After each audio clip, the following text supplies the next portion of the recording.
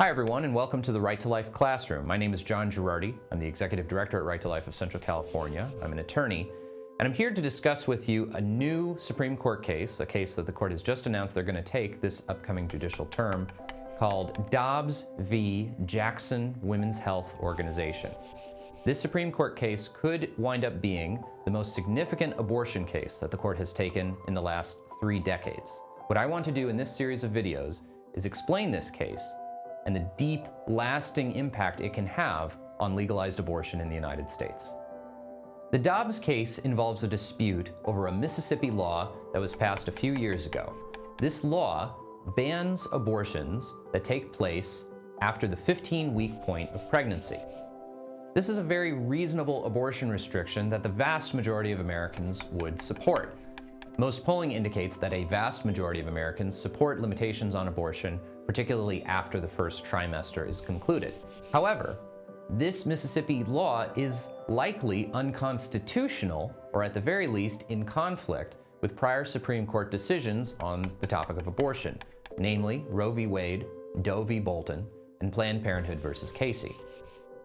Those 3 cases effectively make it impossible for any state legislature or for the U.S. Congress to ban abortion as such for any time frame of the pregnancy.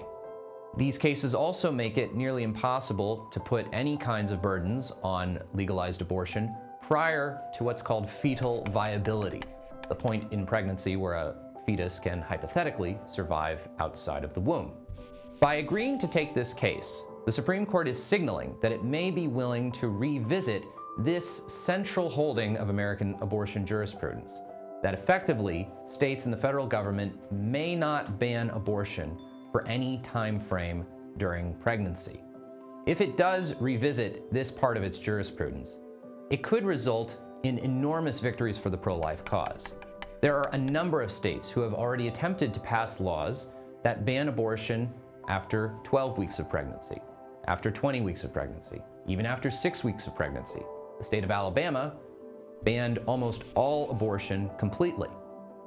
None of these state laws can go into effect because of the existing jurisprudence from Roe, Doe, and Casey.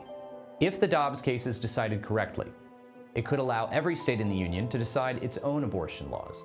This would result in a remarkably better situation than what we currently have, where every state in the union must have legalized abortion for all 40 weeks of a pregnancy. Next week, we're going to dig a little bit deeper into American abortion jurisprudence by talking about Roe v. Wade, the case that started legalized abortion in the United States. For Right to Life of Central California, I'm John Girardi.